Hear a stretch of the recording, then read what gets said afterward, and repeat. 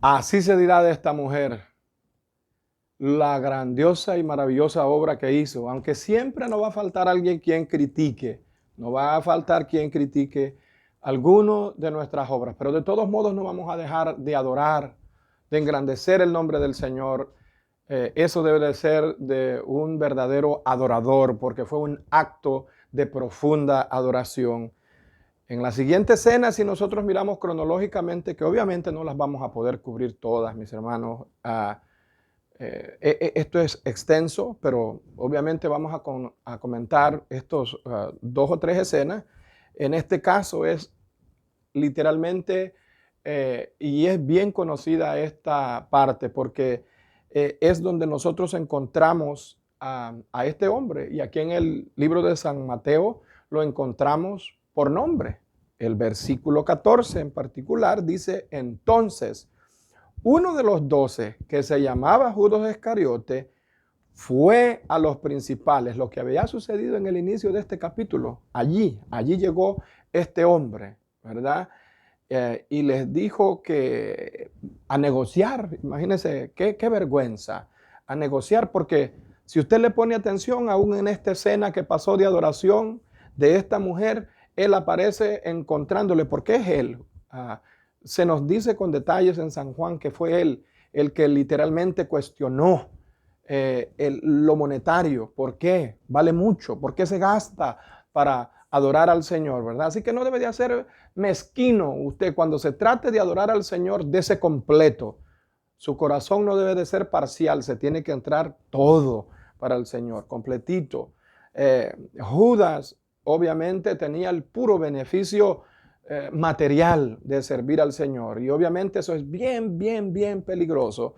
En nuestros tiempos nosotros sabemos que hay una enseñanza de enfoque que obviamente está desviado. Y yo no quiero mencionar solamente porque estoy hablando de Judas, de eso en particular, y es que el Señor ha prometido a nosotros, a sus hijos, suplir nuestras necesidades de acuerdo a sus riquezas en gloria, de acuerdo a lo que obviamente en su banco hay, en su banco hay suficiente. Así que nosotros no tenemos que estar preocupados. Él ha prometido suplirnos. Nosotros tenemos que solamente confiar y esperar en el Señor, pero tenemos que ser gente prudente. Judas es el hombre en que encontramos, hay un canto, los hermanos que tienen un poquito de tiempo en las cosas del Señor, o han oído de esta música clásica de los 70, de los 80, se tienen que recordar de un canto que así se titulaba, ¿verdad? La traición de Judas. El hermano Marino hizo una versión de ese canto bien conocida, exactamente cantando eso. Judas es ese que traiciona a su maestro, a ese que le amó de una manera tremenda. Y eso es lo que este hombre hace. Los versículos 14, 15 y 16 relatan esta escena. Nos dicen quién es él y a dónde fue. Verso 15 en particular dice: y les dijo, ¿qué queráis dar y yo os entregare? Dice, y ellos asignaron 30 piezas de plata, y desde entonces buscaba oportunidad para entregarle.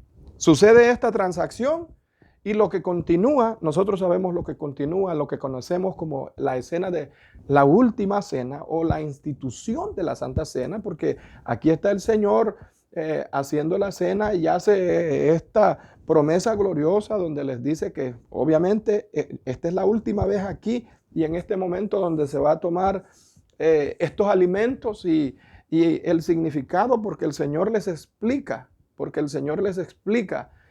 Y aquí es donde nos va a encaminar a una parte bien tierna. Yo quisiera leer desde el versículo 17. Yo espero que usted mantenga y haya mantenido y todavía sostenga su Biblia abierta en el capítulo 26, obviamente que hemos estado leyendo de una manera casi corrida. El versículo 17 dice: el primer día de la fiesta de los panes sin levadura vinieron los discípulos a Jesús diciendo: ¿dónde quieres que preparemos para que comamos la Pascua? Verso 18 dice: y él les dijo: id a la ciudad, a cierto lugar, y decidle, y decirle, dice, a cierto hombre y decirle, el maestro dice, mi tiempo está cerca, en tu casa celebraré la Pascua con mis discípulos. Verso 19, continuamos la lectura y dice, y los discípulos hicieron como Jesús les mandó y prepararon la Pascua. Déjenme quedo en el 19 para hacer el énfasis práctico de esto. Nosotros leemos toda la narrativa que yo llegué, pero póngale atención lo que dice el versículo 19. Los discípulos verdaderos del Señor saben obedecer, mis hermanos.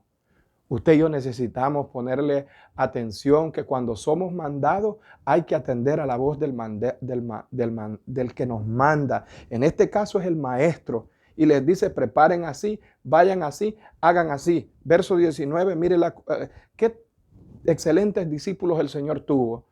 Hay veces que somos buenos para criticarlos y decirlos que atrevidos. Obviamente Judas, del que estamos hablando aquí, traición. Pero de este grupo que supo atender,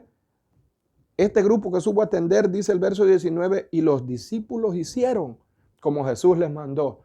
Así es que nosotros necesitamos andar en este camino, andar en este camino de vida, hacer como Jesús nos manda, atender lo que el Señor nos manda a nosotros hacer y no andar cuestionando, pero ¿por qué, Señor? ¿Por qué tengo que ir allí? ¿Pero por qué tenemos que ir con cierto hombre? Simplemente obedecer. El Señor dice que vayamos y atender a la voz del llamado, pero ¿cómo somos buenos para razonar, filosofar, cuestionar, argumentar? Que el Señor nos dé de su gracia, que el Señor nos dé de su ayuda y empecemos a obedecer en el nombre del Señor los mandatos que el Señor tiene para nosotros. Yo quiero llegar a esta parte porque aquí hay una parte bien delicada que voy a llegar y ojalá que nadie se vaya a inquietar por esto. Yo voy a leer textualmente lo que la Biblia dice. El verso 19 termina dando esto, dice, y prepararon la Pascua. El 20, cuando llega la noche, se sentó a la mesa con los 12, verso 21, y mientras comían, dijo, de cierto os digo que uno de vosotros me va a entregar. Verso 22, esta es la parte que yo le decía. Y entristecidos en gran manera, comenzó cada uno de ellos a decirle, ¿soy yo, Señor? ¿Soy yo?